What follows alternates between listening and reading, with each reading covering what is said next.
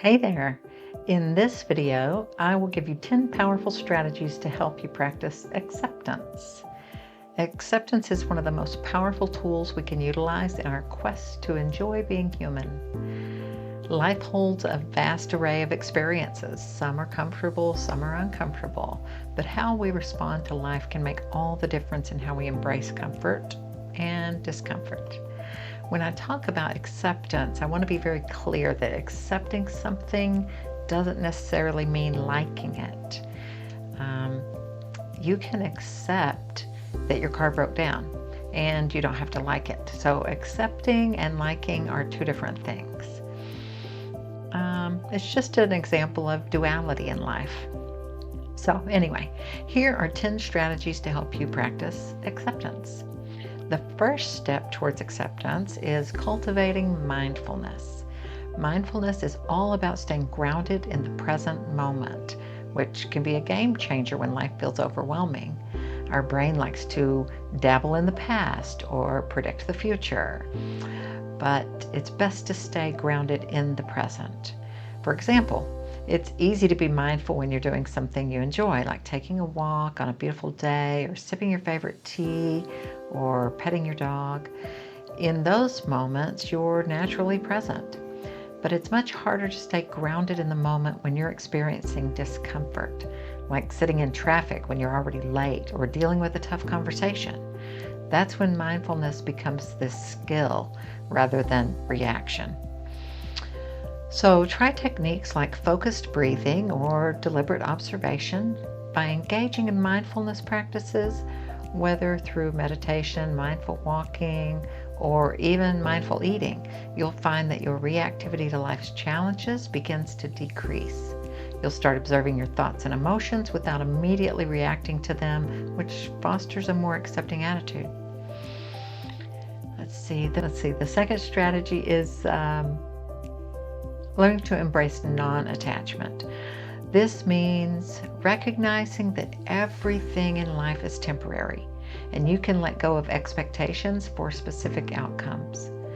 Understanding that both the highs and the lows are temporary. Practice letting go of your attachment to certain outcomes and instead focus on being present. Let's say you're on vacation.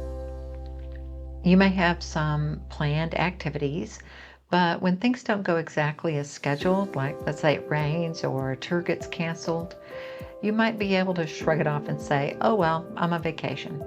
That's non-attachment. But imagine a scenario where you've been working hard for a job promotion and it's given to somebody else. That stings. Practicing non-attachment here doesn't mean pretending you don't care or it doesn't sting. It means letting go of your grip of how things were supposed to turn out. That's so you can make peace with the reality.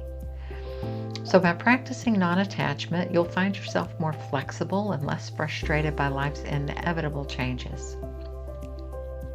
The third strategy is practicing self-compassion. Life is going to be tough sometimes, and you're going to make mistakes. You will experience regrets, guilt, shame. These are all normal human emotions. However, if you practice self-compassion, especially during these times, you will find amidst the mistakes, or what I like to refer to as learning opportunities, that there's a certain level of acceptance for your humanness. So by practicing self-compassion, you're also kind of automatically practicing acceptance. Examples. Let's say you forget to put gas in the car and now you're sitting on the side of the road, maybe cursing at yourself, maybe cursing at life, but not giving yourself grace for your mistake. How do you feel? Now think of that example again, only now you're giving yourself grace. It's okay, stuff happens, anybody can forget, and you choose to listen to some music while you wait for somebody to bring you a little bit of gas. How do you feel now? Either way, you're sitting on the side of the road waiting for some gas, or you're stomping off to a gas station, or maybe singing your way to a gas station. It's your choice. So there are a variety of ways to practice self-compassion. Self-talk, speaking to yourself as if you're talking to your best friend, or Speak to yourself as if you're talking to your child. You can also write yourself a compassionate letter or engage in a self-love meditation. But when you approach challenges with kindness towards yourself, it makes it easier to accept life circumstances without all the self-judgment and criticism. So let's see. The fourth strategy is to reframe your perspective. This is all about how shifting your view to a situation can change your view of the situation. So instead of focusing on the negatives, ask yourself, what can I learn from this experience? Or how can this experience help me grow? So some examples of reframing. Instead of thinking, oh, I failed that presentation, try, well, that was a learning experience. I know things I want to improve on next time. Or instead of, this breakup ruined me, try, wow, what an experience. It showed me really what I truly value in relationship. Instead of, I'm stuck, reframe it to, I need to pause and reassess my direction here. So some reframing tools you can try is ask an empowering question, like what's the opportunity in this? Or use neutral or positive language to shift the emotional charge. Zoom out. Imagine looking at the situation from a year in the future. How might it make sense to you then? Or swap, why is this happening to me, for what can this teach me? Or why is this happening for me? So reframing doesn't deny reality, it just gives you a more empowering lens to see it through. It helps you find meaning in tough times, and that makes acceptance easier, and it boosts your resiliency. So the fifth strategy is to practice gratitude.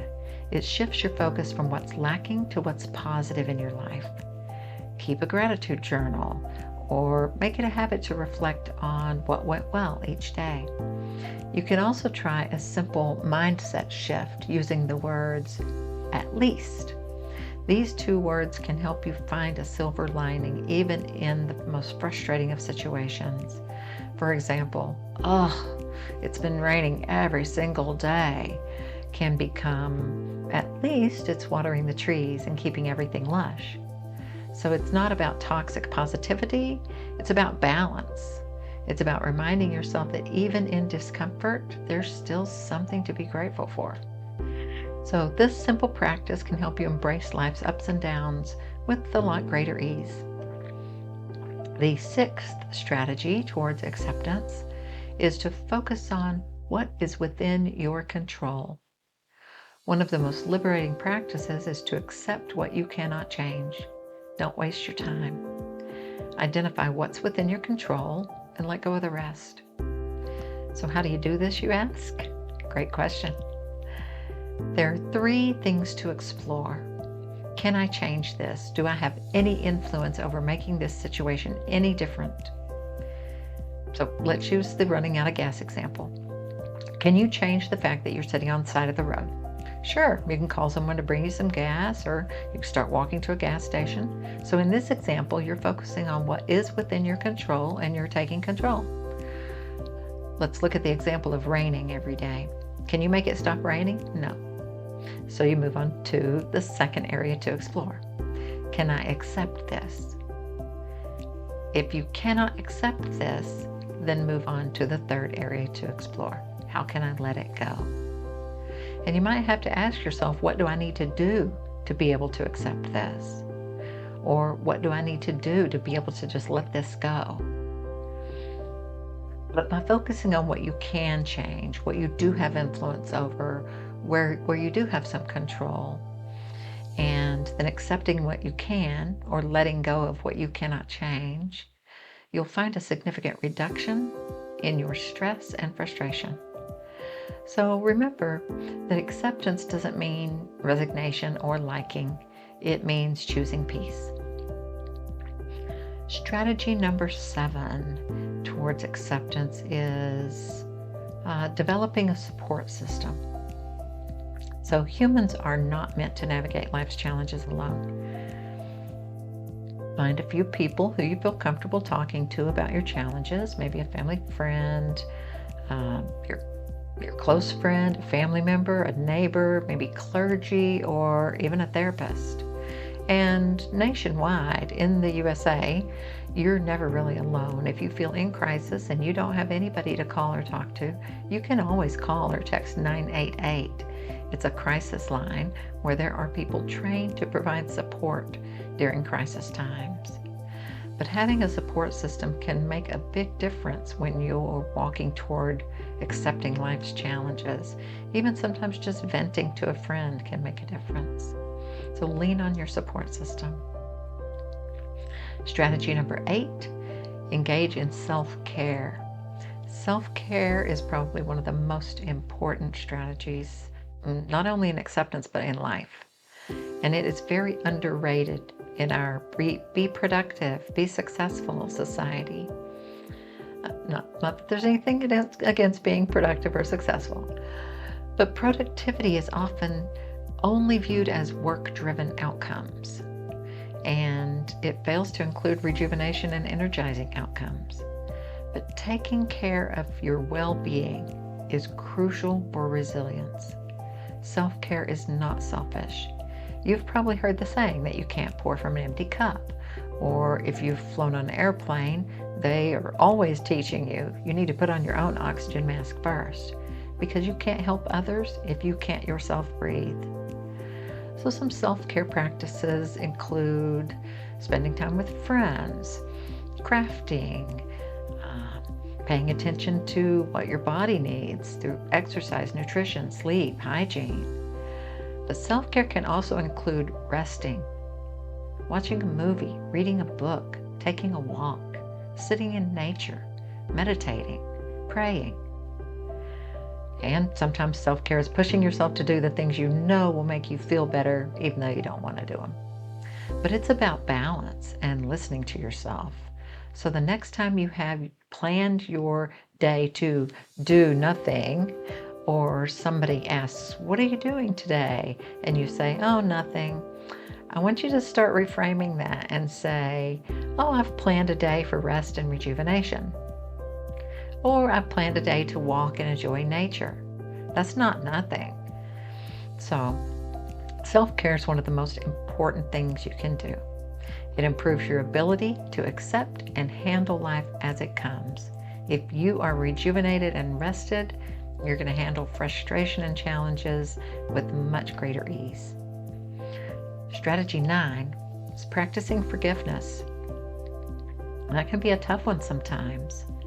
But forgiving yourself and others is not letting yourself or others off the hook or relinquishing any kind of responsibility for actions or even condoning what has happened, but it frees yourself from the weight of resentment. Eckhart Tolle offers a very powerful perspective on forgiveness. I love what he says.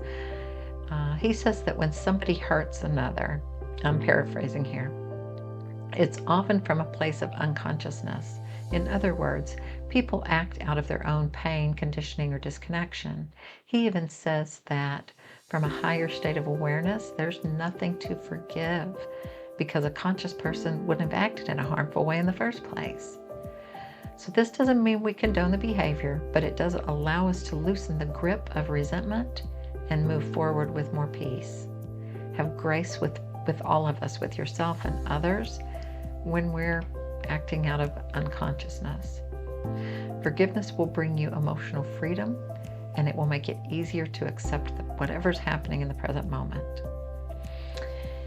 And the 10th and last strategy I'll share with you today, vagal nerves resetting, is getting comfortable with disappointment. Life is going to be full of disappointments, and that's okay. That's a normal part of life. It's a normal human emotion. But the thing to pay attention to with disappointment, as it relates to acceptance, is being able to acknowledge the disappointment and move on. There's no need to unpack and live there. Also, pay attention for the ways you might be avoiding disappointment in your life, because this is an impossible feat, and it only keeps you from living freely. Some people say, keep your expectations low, and that way you're always pleasantly surprised. Well, that's pessimism. And some people say, shoot for the stars, and you'll get closer to reaching them versus never having reached for them at all. That's some optimism. But either way, there's going to be disappointment involved throughout your life. And I'll say it again, it is okay. It is just disappointment. You're fine. Disappointment doesn't mean you failed. It just means you cared. And when you learn to accept disappointment without fearing it, life can become a lot less heavy and a lot more free. So there's 10 strategies to help move to a higher level of acceptance. And achieving a high level of acceptance isn't about giving up or settling or striving to always be in a state of liking. It's about embracing reality with grace and resilience. So by cultivating mindfulness, practicing non-attachment, being kind to yourself, and the other strategies we've discussed here, or I've shared here, you can develop a mindset that helps you navigate life's ups and downs with a higher level of inner peace, regardless of the external situations. So there you have it. If you found this video helpful and you want a quick reference sheet listing the 10 strategies, I put together a free printable handout that you can keep nearby. Just click the link in the description on this video and it'll take you to a page where you can enter your email and the handout will be delivered right to your inbox. It's a simple way to bring these tools into your daily life. And hey, if you're curious about more ways to enjoy being human, visit my platform at amibrock.graphy.com. The link will be in the description as well. And here you can browse some self-paced courses that I've put together. There's options for personal sessions, one-on-one with me. There's blogs and there's membership access. I'm going to be opening membership soon, so make sure you get on the waiting list now. Members are going to have access to everything, all in one place for about $1 a day. So thanks for watching, and until next time, as always, I'm sending you peace and light.